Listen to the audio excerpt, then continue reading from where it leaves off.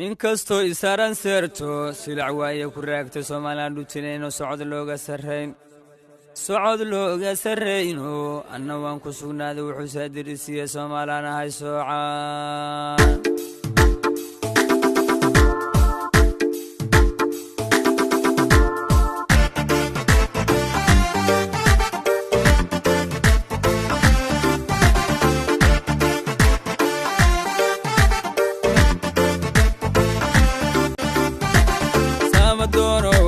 سؤالها فريسة كدوان كتيران كسامع تقديش صعب كماري ساحر كوام بعي